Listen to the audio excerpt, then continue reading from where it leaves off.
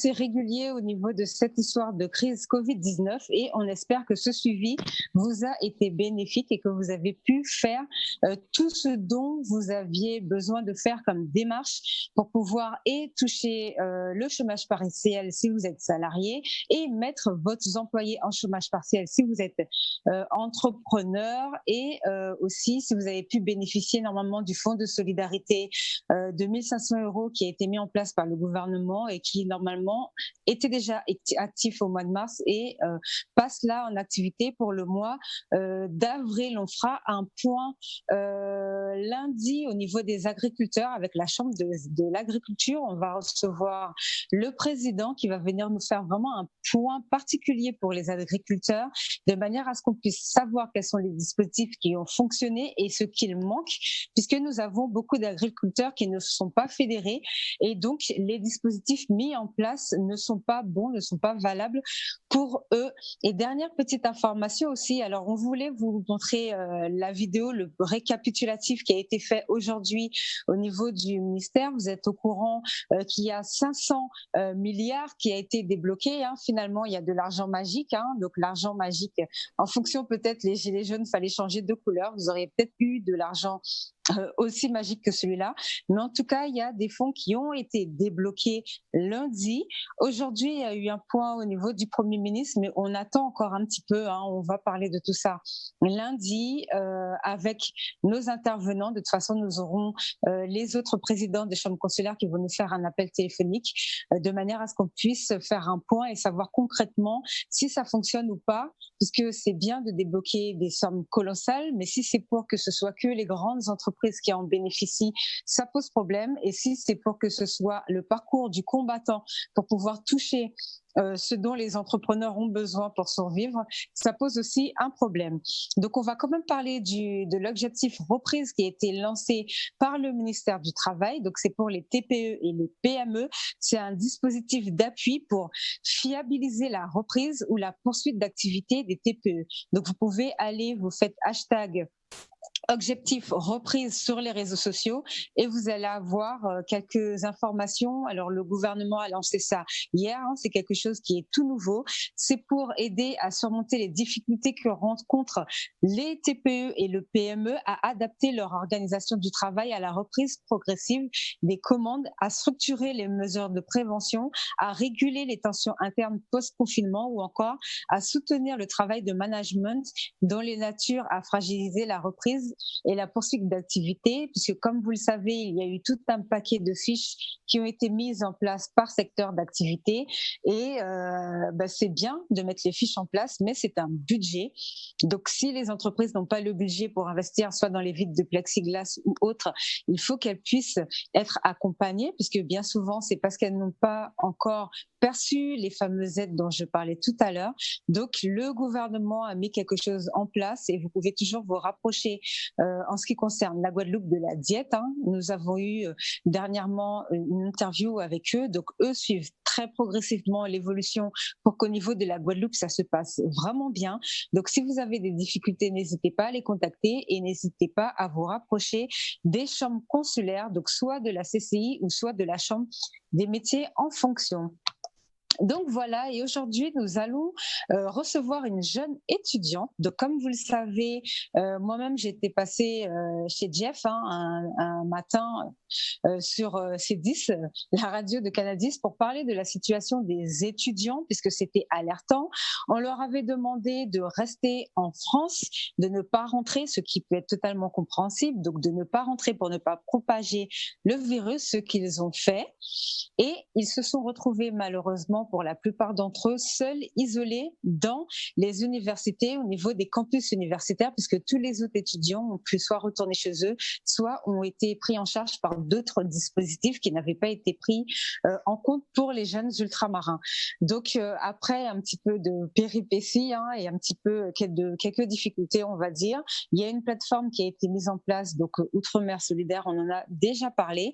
Et là, donc le début de la quatorzaine a commencé pour nos jeunes étudiants et nous avons un petit live avec Nouria qui est en ce moment étudiante et qui fait pas mal de choses sur le réseau dispositif Média Jeunes et qui va se présenter, vous expliquer un petit peu tout cela.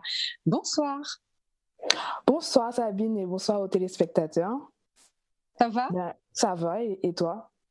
Oui, super, super bien. Alors, présente-toi et explique-nous un petit peu ce que tu fais déjà pour les jeunes étudiants. Alors moi je suis Nouria, comme tu as dit, Mélion Nouria. Je suis actuellement en première année en Hexagone, en première année d'études, une licence. Du coup, je participe aux actions du réseau DMJ, donc le dispositif Média Jeunes, comme tu l'as dit.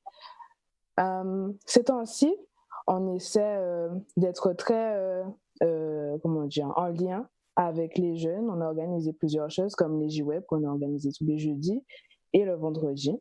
Donc, généralement, on essaie de promouvoir la jeunesse, de valoriser la jeunesse et aussi de créer un lien entre les jeunes pour que chacun puisse évoluer à son niveau. Voilà. D'accord, c'est super ce que vous faites. En tout cas, moi j'aime beaucoup ce réseau-là, donc j'invite les gens qui ne connaissent pas encore à découvrir. Mais je sais que vous êtes très très connus, donc je ne m'inquiète pas du tout. Pour ça, d'ailleurs, vous avez votre propre émission sur Canal+.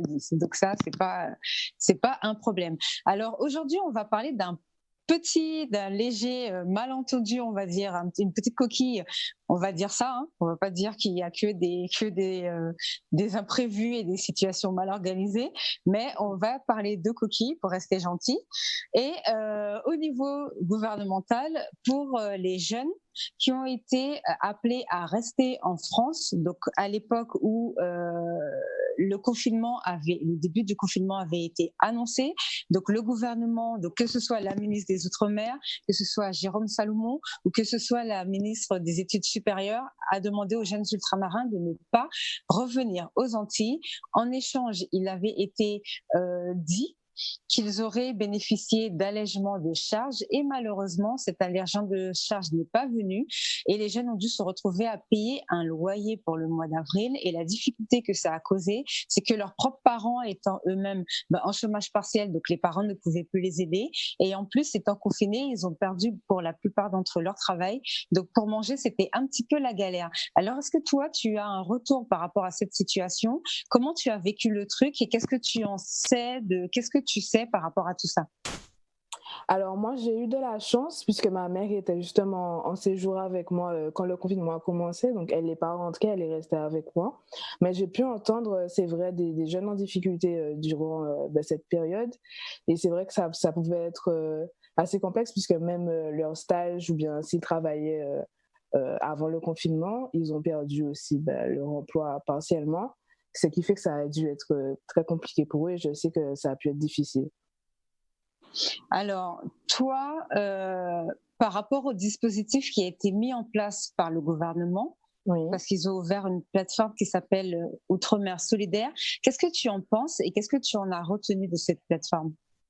Alors, j'ai d'abord trouvé ça intéressant de pouvoir remplir le formulaire et du coup se faire recenser par le ministère de l'Outre-mer. Mais c'est vrai que ça a été j'ai été un peu dans la confusion pendant un moment, puisqu'on nous a dit qu'on allait nous payer le billet. Enfin, c'était pas assez clair. Et quelques semaines après, on a eu un retour subi nous disant que le samedi de la semaine même, on devait venir en quatorzaine, du coup, à l'hôtel où je suis en ce moment. Puis, on nous a dit que ça allait être repoussé. Donc, c'est vrai que c'était un peu organisé de manière un peu bizarre, mais finalement, on est actuellement en quatorzaine et tout se passe pour le mieux. D'accord, alors pour faire un petit récapitulatif, donc la plateforme Outre-mer solidaire, c'est la fameuse plateforme sur laquelle on a demandé aux Antillais d'aller s'inscrire pour aider les jeunes en difficulté, donc que ce soit pour leur déclarer où vous habitez, pour offrir à manger, des bons repas, des plateaux repas, parce qu'on a eu énormément de jeunes qui n'ont pas pu manger, donc un énorme remerciement déjà à toutes les associations antillaises de France qui se sont très très vite mobilisées, donc ça c'est vraiment très bien, c'est vraiment parfait sur sur ce point-là. Et cette fameuse plateforme a fini par sortir un formulaire pour recenser les ultramarins et finalement, certains ont été retenus pour pouvoir repartir, donc pour pouvoir rentrer chez eux. Donc, comment ça s'est passé? Donc, je sais que c'était pas très clair. Hein. Moi-même, j'ai eu le ministère des Outre-mer, donc ça a été un peu un petit peu électrique les conversations, on va dire, hein, donc parce qu'on n'est pas du tout tombé d'accord, rien ne correspondait. Tout ce qui, comme toi-même tu disais, les vols ont été repoussés, c'était normal puisque ils proposaient aux jeunes de faire la quatorzaine, or il n'y avait pas de lieu, donc les jeunes ne savaient pas où aller, comment atterrir, comment arriver, rien. Ils n'avaient pas d'informations, donc il y avait pas mal de choses qui étaient totalement, on était dans le flou total. Mais par rapport au formulaire qui, je crois, est toujours en ligne, en plus en ce moment actuellement, est-ce que tu sais concrètement comment ça a marché? Comment ça se fait que toi, tu aies été retenu, par exemple? Alors, de ce que j'ai compris, je pense que moi, je suis passée par l'ADEME puisque je suis bénéficiaire des avantages pour les étudiants en mobilité, puisque je suis boursière. Donc, c'est plus l'ADEME qui m'a contactée. Donc, du coup, je n'ai pas eu à faire toutes les démarches que d'autres ont pu faire pour ceux qui ne bénéficient pas de l'aide de l'ADEME, justement. Donc, toutes les informations, je les ai reçues via l'ADEME. Donc, je ne sais pas comment ça s'est passé pour d'autres, effectivement. Donc big up la Dame Guadeloupe. Effectivement. Bon, bah, quand ils font bien leur travail, il faut le dire. Donc, big up, puisque si c'était pas bon, nous t'es dit tout pas tout, qu'il n'y a pas sérieux, il n'y a pas fait place cinéma et tout ça, qu'il y a la jeunesse comme enfin en bas là. Donc, big up la jeunesse, big up la Dame Guadeloupe. Donc, merci pour le travail qui a été fait. D'ailleurs, on va essayer, bon, pas en ce moment parce que c'est un peu la crise, mais un peu plus tard, on essaiera de faire un petit point avec eux. Est-ce que tu sais comment ça se passe? Parce que vous êtes pas mal de jeunes. Il y a Guadeloupe, Martinique, là où tu es, c'est ça? C'est ça. Comment ça se passe? Alors, je vais un peu, du coup, expliquer, si on a le temps, comment ça s'est passé au début et comment maintenant ça se passe. Alors, au début, on avait le choix entre arriver le mercredi après-midi jusqu'à 19h ou le jeudi matin jusqu'à 14h. D'accord, donc arriver à l'aéroport. Arriver à l'hôtel, à l'Ibis Hotel. On est à l'Ibis Hotel, à côté de l'aérogare de Roissy. D'accord. Du coup, on est arrivé, on est allé à l'accueil, on devait respecter, il y avait les gestes barrières, etc. Et on nous a donné nos clés, ainsi qu'un formulaire pour faire l'état des lieux. À partir de là, on n'a pas été trop dérangés. Moi, je suis arrivée le mercredi, on n'a pas trop été dérangés le mercredi soir, on a eu le temps de s'installer, etc. Puis le lendemain, on a eu un rendez-vous avec la Croix-Rouge en bas, donc toujours avec les gestes barrières, les chaises bien espacées à plus de 2 mètres, etc.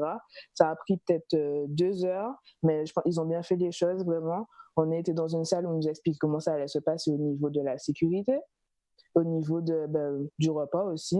Et ils nous ont expliqué ce qu'on pouvait faire si on avait besoin d'aide ou autre.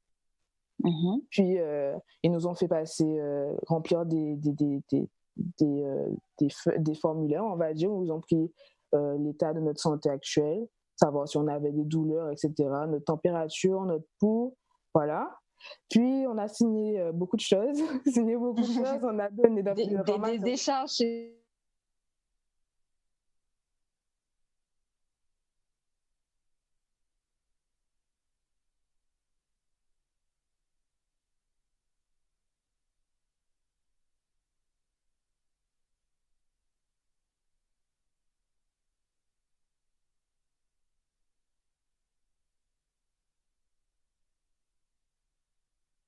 Aussi le test nasal.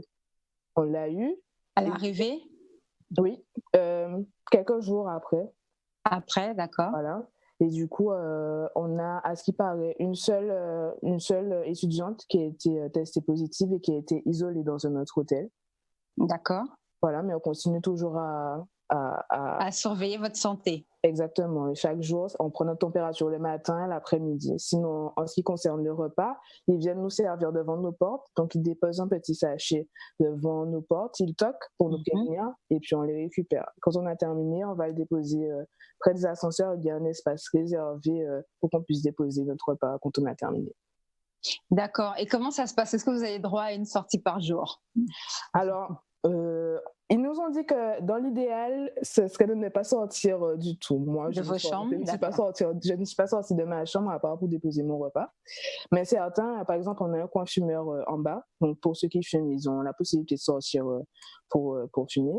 Et sinon, on peut aussi descendre, puisque la Croix-Rouge est présente tous les jours en bas, près de l'accueil. Donc, on a la possibilité d'aller les voir si on a un souci ou quelque chose. Alors là, l'hôtel dans lequel tu es, c'est que pour les Guadeloupéens et pour les Martiniquais pour le moment? Ben, en tout cas, l'endroit où je suis actuellement, ben, tout le bâtiment est réservé aux Martiniquais. En tout cas, tous ceux qui sont en quatorzaine. Et on est sur 5 étages. D'accord. Voilà. OK. Alors, normalement, vous devriez avoir un deuxième test avant de prendre l'avion. C'est ça, la semaine prochaine. Mardi prochain, si je ne me trompe pas. D'accord. Est-ce que tu sais comment ça va se passer? Par exemple, si quelqu'un est déclaré positif sur le deuxième test, est-ce qu'il va quand même partir ou est-ce qu'ils vont le soigner en France du coup? Comment ça va se passer? Est-ce que tu as l'information? On n'a pas vraiment d'informations à ce niveau. Donc, je ne sais pas vraiment, mais je pense que la personne sera placée en isolement comme l'autre étudiante, à mon avis, mais je ne sais pas vraiment. Et qu'elle sera traitée sur place, en fait. Voilà. D'accord. D'accord. Une fois que, bon, de toute façon, la quatorzaine, je ne sais pas si tu as entendu que le Conseil d'État l'a invalidée. Donc, voilà. Donc, vous êtes en quatorzaine parce que vous avez accepté d'être en quatorzaine. Donc, ça fait partie des conditions que vous avez acceptées pour pouvoir rentrer chez vous. Est-ce que tu sais comment ça se passe? Est-ce que tu as entendu une information pour les jeunes, par exemple, qui ne souhaiteraient pas faire la quatorzaine? Est-ce que tu as une information sur ce point-là? Est-ce que tu as reçu un mail dans les indications qu'on vous a données pour vous expliquer les différentes situations et la situation dans laquelle un jeune ne voudrait pas faire de quatorzaine? Comment ça se passe dans ce cas-là? Alors, le dernier mail que j'ai lu, c'était un mail de Madame Girardin qui expliquait que pour ceux qui souhaitent partir après nous, après la vague d'étudiants qui va partir. Oui, parce que vous étiez déjà pris avant que le Conseil d'État n'invalide. Donc, c'était déjà mis en route, on va dire, votre processus. Voilà. Ils ont dit que pour le reste, c'est en fonction de l'évolution de l'épidémie. C'est ce que j'avais. D'accord. Donc, vous avez de la chance, on va dire. C'est vrai, exactement. D'accord. Est-ce que, autre chose aussi, normalement, une fois que vous allez prendre l'avion, vous aurez un cordon sécuritaire de toutes les façons qui va être mis en place pour que vous puissiez prendre l'avion. Comment ça va se passer dans l'avion? Est-ce que vous aurez des masques ou quoi? Vous avez une information sur ça ou pas pour l'instant? En vrai, en réalité, jusqu'à maintenant, on n'a pas réellement eu d'informations sur notre vol. C'est ce matin, on nous a expliqué à quelle heure on va prendre l'avion. C'est ce matin qu'on a ce propos. Mais sinon, on n'a pas vraiment d'informations sur ce qui est prévu pour notre sécurité. Mais à mon avis, étant donné qu'on sera tous normalement asymptomatiques et sans le virus, je pense que l'avion sera désinfecté et qu'on va peut-être respecter. Oui, parce que c'est le but. Voilà, c'est le but de vous avoir mis en quatorzaine avant que vous preniez l'avion et de mettre en place un cordon sécuritaire pour vous. Donc, c'est qu'on sait que vous arrivez, on va dire, à jeun sans aucun problème particulier. Donc, ça, c'est vrai que c'est l'avantage de faire la quatorzaine en amont, puisqu'on a eu, alors je ne voudrais pas dire des bêtises, puisque je n'ai pas la personne en face de moi vraiment pour me confirmer ça, mais dans les personnes qui sont arrivées, donc qui ne font pas partie des étudiants, donc qui n'ont pas eu un cordon sécuritaire mis en place, entre guillemets, par l'État, parce que c'est l'État quand même qui vous avait demandé de rester à la base en France, donc c'est quand même normal que maintenant, ils mettent le cordon sécuritaire en place, parce qu'il y a plein d'étudiants qui ne peuvent même plus manger là-bas, sachant que les universités ne vont pas rouvrir. Donc, on a eu des personnes qui ont pris l'avion, donc soit pour venir travailler ou autre, et qui ont été dépistées positives à l'arrivée. Donc, ça peut arriver qu'il y ait une ou deux personnes dépistées positives à l'arrivée, et ça, c'est vrai que c'est embêtant. Donc, ça, c'est le point avec lequel, moi, quand j'ai eu le ministère des Outre-mer, donc c'est vrai que c'était un point très important qu'eux voulaient vraiment prendre en considération, puisqu'il n'y a pas d'intérêt pour eux de faire partir des gens. Arriver là-bas, une seule personne peut contaminer tout le monde, peut contaminer tout un avion, et après, on n'a pas d'hôpital pour le mettre. Donc, c'est vrai que c'est très important que vous soyez dépistés au début de votre quatorzaine et à la fin de votre quatorzaine, et comme ça, on est sûr qu'il n'y a pas de problème et vous pouvez rentrer en toute sécurité chez vous. Pour l'année prochaine, est-ce que tu sais comment ça va se passer ou pour l'instant, vous n'avez aucune information parce que votre retour était sous condition de vos examens? C'est ça. Alors, qu'est-ce que ça donne? on n'a pas vraiment d'informations à ce niveau-là, mais c'est vrai qu'effectivement, ils avaient demandé à ce qu'on soit apte à pouvoir passer la quatorzaine. Bon, moi, j'avais des examens à passer, mais j'ai pu les passer à l'hôtel tranquillement. Mais sinon, pour la suite, on n'a pas vraiment d'informations, c'est un peu dans le flou. D'accord, d'accord. Est-ce que tu sais s'il reste beaucoup d'étudiants ou pas? Parce que je sais que vous avez communiqué aussi sur cette plateforme au niveau des jeunes pour qu'ils soient au courant de l'information. Est-ce que tu sais s'il y a encore beaucoup d'étudiants en difficulté qui sont en France et qui, pour l'instant, ne font pas partie du dispositif dans lequel auquel toi, tu as pu bénéficier? J'ai quelques connaissances qui sont sur Paris aussi et qui n'ont pas vraiment les informations. Par exemple, j'ai une amie qui n'est pas bénéficiaire de l'aide à la mobilité de l'ADEME. Donc, ils ne savaient pas. Voilà, elle ne savait pas vraiment et elle ne sait toujours pas vraiment comment s'y prendre pour faire la demande. Pour rentrer. Voilà, exactement. C'est un peu compliqué. D'accord. En tout cas, merci de ton intervention. Est-ce que tu voudrais rajouter quelque chose? Donc, tu nous as dit comment ça se passe pour les plateaux repas. Alors, je ne sais pas si tu voudras nous montrer ta chambre ou pas, hein, parce que pour voir si tu es bien traité, non? Pas de souci, pas de problème. Mais en tout cas, est-ce que tu veux rajouter quand même des petites choses? Parce que c'est vrai qu'au départ, c'était très mal parti quand même, cette histoire. Donc, heureusement que la situation s'est améliorée.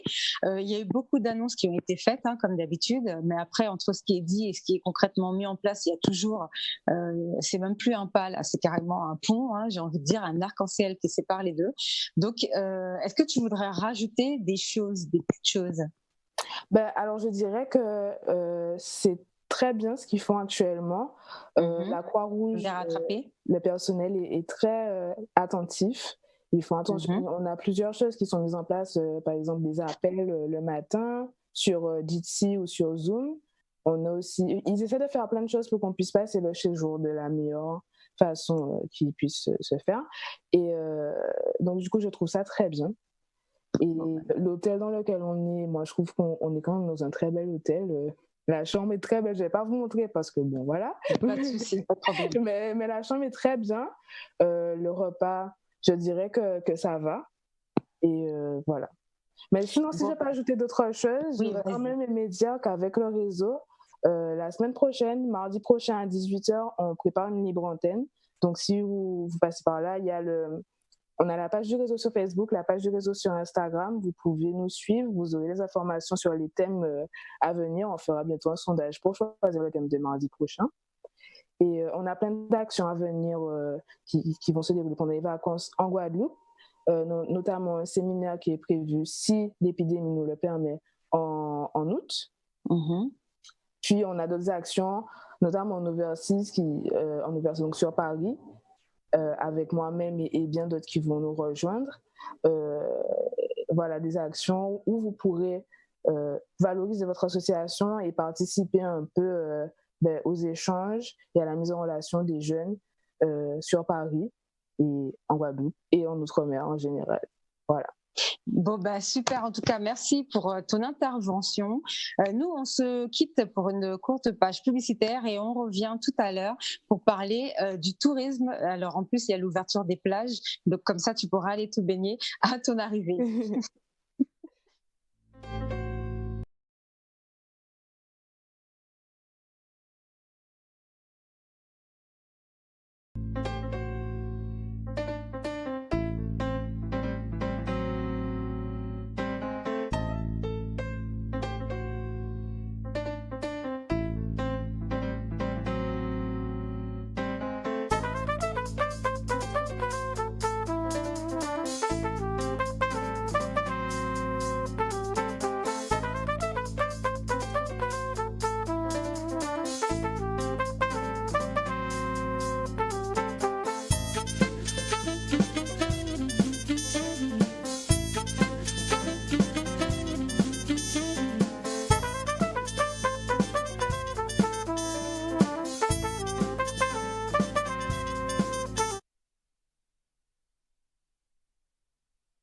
Maintenant. Donc, première partie, nous avons parlé des étudiants et là, la deuxième partie, nous allons parler du secteur touristique. Hein. Comme vous le savez, c'est un pôle qui pèse en termes d'emploi chez nous, hein. On n'est pas loin, entre 15 et 18 000 quand même emplois au niveau de la population. Donc entre les personnes qui travaillent dans les hôtels, les personnes qui ont des activités, que ce soit marine, enfin tout ce qui découle des activités touristiques, que ce soit les chauffeurs de taxi, tous ces métiers-là dépendent du tourisme. Et pour en parler du tourisme, pardon, et pour en parler avec nous, Monsieur Nicolas Villon, que nous avons reçu au début de la crise. Et aujourd'hui, nous allons faire un point en cette fin, entre guillemets, j'ai envie de dire, de crise, en tout cas début de déconfinement, pour savoir comment ça se passe. Bonjour Monsieur Villon, est-ce que vous nous entendez bien? Bonjour, oui, je vous entends parfaitement. Alors, comment allez-vous? Comment s'est passé le confinement pour vous et quelle est la situation que vous avez pu constater puisque vous êtes à la tête justement vous allez nous expliquer ce que vous faites exactement au niveau du tourisme. Bon, nous avons très peu de clients qui arrivent en train et en voiture. Ils viennent en avion. Donc, à partir du moment où on nous a autoritairement, par arrêté ministériel, fermé nos restaurants, ça devenait difficile. Ensuite, on nous a fermé nos piscines. Et puis ensuite, on a pris nos clients sans arrêté ministériel et on les a renvoyés chez eux. Donc, c'est comme si on avait été fermé administrativement, puisque nos clients sont partis. Ensuite, on a restreint le trafic aérien, puis on a mis en place des quatorzaines qui sont dissuasives pour l'arrivée de nouveaux clients.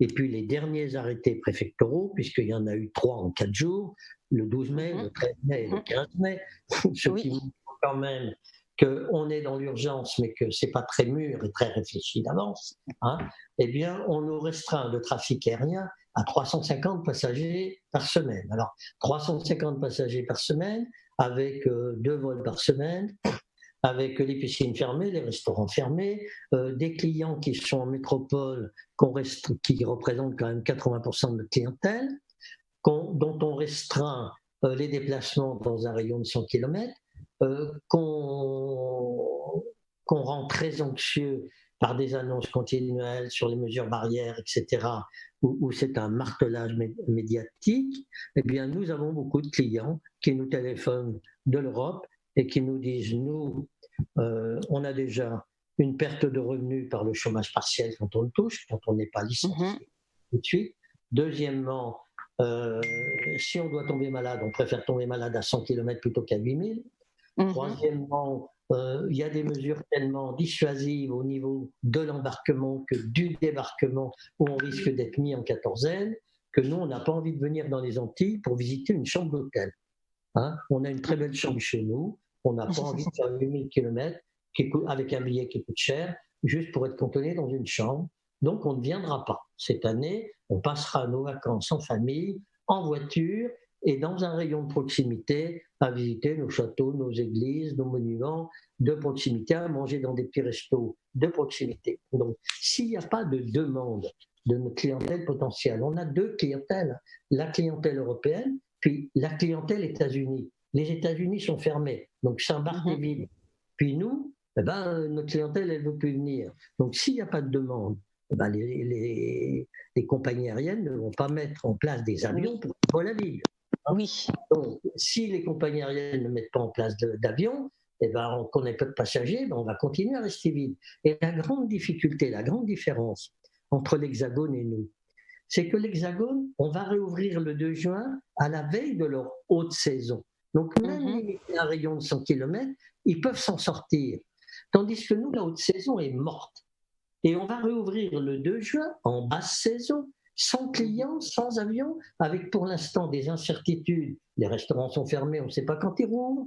Bon, on rouvre aujourd'hui par arrêté préfectoral 19 plages par dérogation, hein, avec des mesures assez restrictives.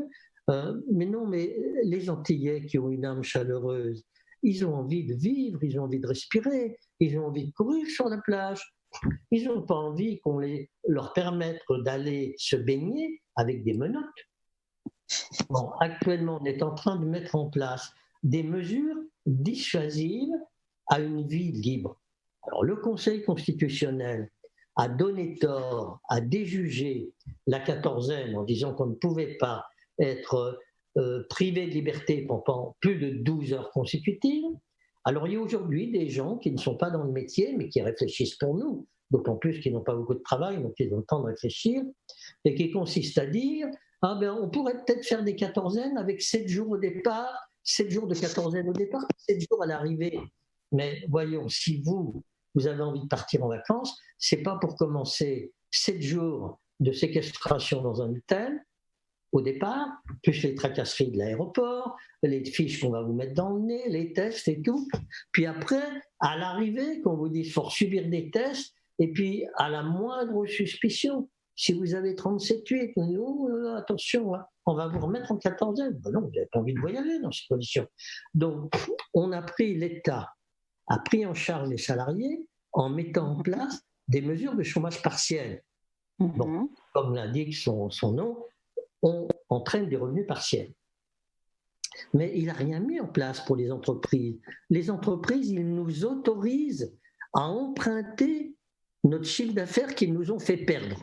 Oui, donc à rembourser en plus. Oui. C'est quand même gros, parce que si on avait dit aux salariés, on ne vous paye plus, puis allez donc emprunter votre salaire, je ne sais pas comment ils l'auraient pris. Hein? Effectivement. Et ils auraient bien eu raison de mal le prendre. Donc nous, ce que nous disons, on veut sauver nos entreprises, on veut sauver nos emplois. Et maintenant, on commence à nous dire, oui, mais le chômage partiel, ça coûte très cher, donc on pourrait. Alors au début, on disait on pourrait l'arrêter le 1er juin, et puis on pourrait le rendre dégressif au 1er juin, puis maintenant on va l'arrêter au 30 septembre, mais nous, on sait qu'on ne redémarrera pas normalement avant 2012, c'est-à-dire l'année 2022. C'est terminé. 2020, elle est fichue. L'année, on va redémarrer en mi-novembre, décembre, début décembre 2020. Mais on va redémarrer. Donc on aura une année 2021 probablement à moins 20, à moins 30% de chiffre d'affaires. Et si le chômage partiel, par erreur de gestion, était arrêté au 30 septembre 2020, pour protéger les entreprises, on sera conduit inévitablement ou bien à licencier, ou bien si on ne licencie pas, à déposer le bilan. Ce qui revient même, il faut licencier. Donc voilà un peu la situation. On est inquiet parce qu'il y a des beaux discours, oui, on rouvre, on va rouvrir les plages et tout, mais le discours, il ne colle pas avec la réalité. La réalité, c'est que oui, il faut préserver la santé publique. Je n'ai pas plus envie de tomber malade que vous, je n'ai pas plus envie que mes clients ou mon personnel tombent malade, mais vous savez, quand je traverse un passage clouté, un passage piéton, je prends le risque d'être écrasé par une voiture. Quand je me promène sur un trottoir, je prends le risque de recevoir un pot de fleurs sur la tête. Donc le risque zéro, ça n'existe pas. Hein, qu'on se mette bien ça dans la tête. Or, j'ai l'impression qu'actuellement, il y a une sorte d'hystérie collective qui voudrait viser un risque zéro. Non, on ne veut pas de risque et on fera tout pour ne pas en avoir, mais le risque zéro, ça n'existe pas. Bon, alors vous êtes, je tiens à préciser, président du groupe hôtelier et touristique de la Guadeloupe. Donc le secteur du tourisme, justement, c'est ce que vous êtes en train, que vous avez fait une petite analyse sur ces emplois. C'est combien concrètement, c'est combien en termes d'emploi ou en termes de chiffre d'affaires, ça représente combien? Parce que c'est vraiment un secteur qui pèse dans notre département. Alors, c'est une question difficile que vous posez, je vais essayer d'y répondre simplement. On dit qu'il y aurait environ 2 millions de passagers. Enfin, ça, on connaît les chiffres exacts à l'aéroport, 2 millions de passagers. Comme les passagers, ils sont comptés 2 fois, à l'aller ou au retour, ça fait 1 million de personnes. Sur ces 1 million de personnes, il y a environ 800 000 passagers de tourisme. Pas de touristes, il y a 800 000 personnes touristiques. Ces 800 000 touristes, elles dépensent approximativement, on fait tous les calculs et on arrive tous au même chiffre, à peu près hors billet d'avion, à 1 000 € de dépenses par semaine. Sur notre territoire, donc dans les restaurants, dans les magasins, chez les artisans, chez les boulangers. Voilà, si vous avez une chambre à 100 €, plus de petit déjeuner, allez, ça va faire 120, par personne ça fait 60, après vous allez rajouter 2 repas à 30 €, ça fait encore 60, ça fait déjà 120, plus une location de voiture, plus le carburant que vous mettez dedans, plus les visites, donc vous arrivez à une dépense journalière d'environ 150 €, et par 7 jours ça fait 1 000 €. 800 000 touristes à 1 000 €, eh ben, ça fait, on le sentira passer dans notre économie. Ça fait 800 millions. Donc, quand la région dit qu'elle vise 1 milliard, le tourisme représente à peu près 800 millions. Sur ces 800 millions, l'hébergement, il représente à peu près la moitié, un peu moins de la moitié, c'est-à-dire 400 millions. Et sur les 400 millions, nous on considère qu'il y en a 150 dans les hôtels et 250 hors hôtellerie, ce qu'on appelle les meublés de tourisme, qui représentent les gîtes, les chambres chez l'habitant, etc. Hein. Donc, 150 millions dans l'hôtellerie. Ces 150 millions pour 3000 chambres, ça représente à peu près 3000 emplois. Hein, parce que suivant que vous êtes en 2 étoiles, 3 étoiles, 4 étoiles, 5 étoiles, 5 étoiles, il aura beaucoup plus de personnel par chambre qu'à 1 étoile. Hein. Donc on peut considérer 3000 emplois, 140 millions de chiffre d'affaires dans l'hébergement. Mais après, il faut rajouter tout ce qui est induit, par exemple. Là, tout à l'heure, je disais les taxis. Puis je vous ai pas parlé de la buanderie, puis je ne vous ai pas parlé de l'agriculture qui va nous approvisionner. Oui, c'est ça. De tous nos fournisseurs. Hein. Au total, on a à peu près 15 000. 800 millions d'euros, 1 milliard de chiffre d'affaires induit, eh bien pour l'instant, ce chiffre d'affaires, il est à 0. Et quand je vous dis que le gouvernement a mis en place du chômage partiel pour les salariés des entreprises déclarées au registre du commerce et des sociétés, il faut quand même savoir qu'il y a beaucoup d'acteurs du tourisme, par exemple des chauffeurs de taxi, l'événementiel, la dame qui vend des tourments d'amour ou qui vend etc., hein, qui eux n'ont pas droit au chômage partiel. Ceux qui ont par exemple emprunté à la banque pour acheter 3 ou 4 véhicules et faire de la location de voitures, ils ont les remboursements bancaires à faire. Et pour l'instant, il n'y a plus de touristes. Alors qu'est-ce qu'ils font? Ou bien ils déposent le bilan puis ils rendent des voitures, ou bien alors ils attendent et puis ils vont être mis en liquidation, puis peut-être que leur maison elle sera mise en cause. Donc, moi, je suis très inquiet parce qu'on dit « Ah oui, mais j'ai fait le nécessaire pour que les salariés ne soient pas inquiétés jusqu'au 30 septembre. » Mais je dis à tous ceux qui ne sont pas salariés. Hein. C'est donc une économie qui est en train de s'effondrer. Et moi, je passe mon temps, je ne suis pas anxiogène, je ne suis pas pessimiste. Hein. Je dis « Je crois à la Guadeloupe. Elle a travaillé quand même beaucoup depuis 2009. Elle s'est améliorée du point de vue touristique. Elle a encore beaucoup à faire parce que dans la vie, on a toujours à se perfectionner. Hein. Elle a mis 20 ans à constituer un réseau de lignes aériennes qui maintenant la desservait bien. D'un seul coup, tout est à l'arrêt. Quand le cœur est à l'arrêt, il faut vite masser pour le remettre en route parce qu'il risque de ne pas se remettre en route après. Ben justement, est-ce que les 500 milliards, parce qu'ils font beaucoup d'annonces, hein, mais le problème, comme je disais tout à l'heure, ce n'est pas d'annoncer, mais c'est le temps que met les dispositifs pour être concrètement là mis en application, et c'est le temps que les gens touchent l'argent sur leur compte. Ça veut dire que pour l'instant, les premières annonces, même à 45 milliards, les gens n'ont pas encore perçu cet argent-là. Donc, qu'est-ce que vous en pensez de ce montant? Qu'est-ce que vous pensez de toute cette gestion? Alors, il y a la technique qui consiste à faire des annonces, par exemple à dire « nous mettrons 1,3 milliard dans l'investissement ». Moi, ça ne m'intéresse pas. Ça ne m'intéresse que quand on me dit les 1,3 milliard, on va les utiliser de telle et telle façon. Parce que si les 1,3 milliard, par exemple, hein, il y en a la moitié dépensée par la Caisse des dépôts et consignations dans ses propres équipements, c'est-à-dire qu'elle prend de l'argent, on fait un effet d'annonce, hein, et puis on investit dans ses propres installations. Bon, hein, il y a une certaine manipulation dans cette annonce. Donc moi, ça ne m'intéresse pas. Ce qui m'intéresse, c'est les choses concrètes, et je vais dire quelque chose de plus. Hein. Quand par exemple, je reçois 3 fois par jour des communiqués de presse, ça m'intéresse pas. Moi, ce qui m'intéresse, c'est les arrêtés ministériels et les arrêtés préfectoraux. Hein. Tous les gens qui font des communiqués de presse, moi, je ne peux pas faire d'arrêté du GHTG, donc je suis obligé de faire un communiqué de presse. Mais l'État, il doit prendre ses responsabilités et faire des arrêtés qui puissent être attaqués en justice, parce qu'un communiqué de presse, on ne peut pas l'attaquer en justice. Hein. Donc, moi, ce que je dis, j'ai conscience de la difficulté, parce que je suis entrepreneur. Je sais que ce n'est pas facile de gérer une crise, hein, mais il faut arrêter de faire semblant et de dire que tout va bien. On est tous sur le même bateau. Mais dans le bateau, il y en a qui sont à fond de cale, les pieds dans l'eau et les mains pleines de graisse, Et il y en a qui sont sur le pont, en train de sabler le champagne et de danser. C'est sûr que si le bateau coule, on se retrouvera tous à l'eau, sauf que peut-être ceux qui sont sur le pont auront les canaux de sauvetage et puis tout le monde devra nager. Hein? Donc, quand vous me demandez ce que je pense, mais pour l'instant, ce que je pense, c'est comment on va redémarrer. Ce qui m'inquiète le plus, vous voyez, il y a la crise sanitaire. La crise sanitaire, elle a débouché sur une crise économique. La crise économique peut déboucher sur du social si le chômage explose. Mais ce n'est pas ça qui m'inquiète le plus. Ce qui m'inquiète le plus, c'est la crise psychologique, c'est-à-dire le changement de mentalité de gens qui étaient prêts à venir chez nous et puis qui disent « Oh là là !» Oui, on ne sait pas quand est-ce que ça va redémarrer, quand est-ce qu'ils vont redépenser. En Guadeloupe, ils ont mis de la quatorzaine, c'est quand même que ces pays doivent être dangereux. Hein. Donc, attendons 2 ou 3 ans pour voir si on y retourne. Et nous, 2 ou 3 ans, eh ben, on ne passera pas le gué. Hein, on n'y arrivera pas. Donc, ce changement cette attitude qui risque de faire changer la psychologie, c'est ça qui m'inquiète le plus.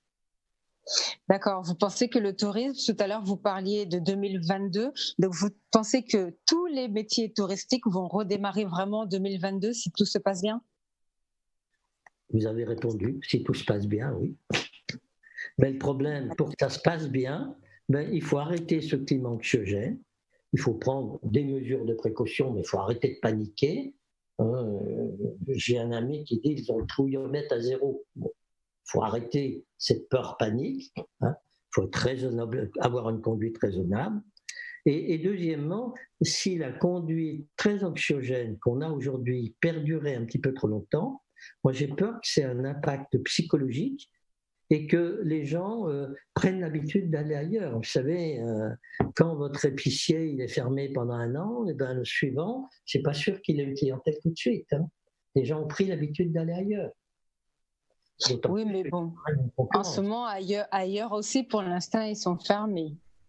Donc, on est un petit peu dans le même état dans les autres pays. Au 1er juillet, les Allemands peuvent aller à l'île Maurice par la compagnie Condor.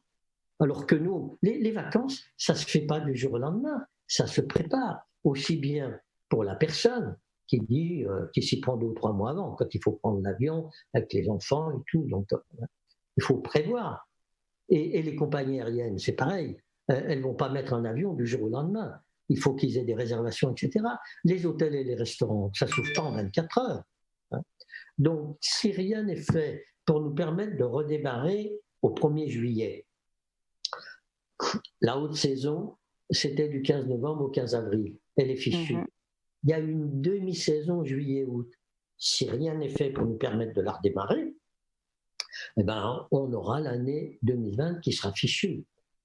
Et après le redémarrage 2021, il ne peut pas redémarrer. Le redémarrage, ce n'est pas une courbe en V. Hein. On n'arrête pas une économie puis on ne la redémarre pas d'un seul coup. Donc, je dis, si tout se passe bien, on peut espérer avoir en 2022 le chiffre d'affaires qu'on avait en 2019. Ah oui, mais il faut passer 2020 et 2021.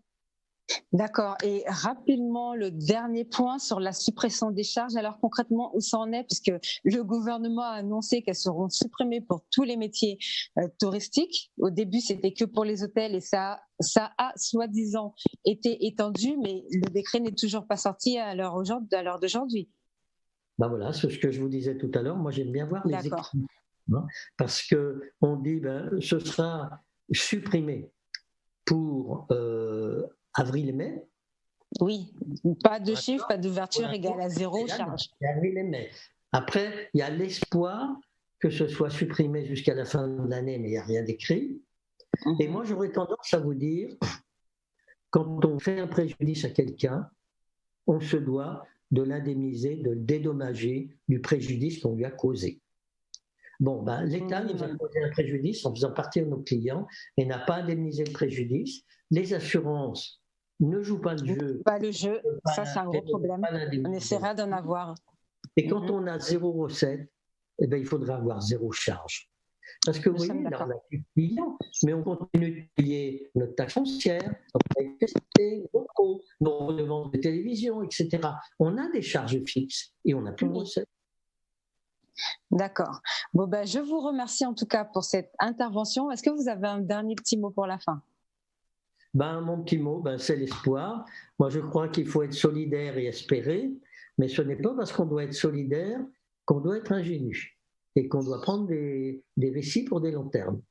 Donc, soyons rationnels, hein, et veillons tous à la défense de notre économie, de notre territoire et de notre santé.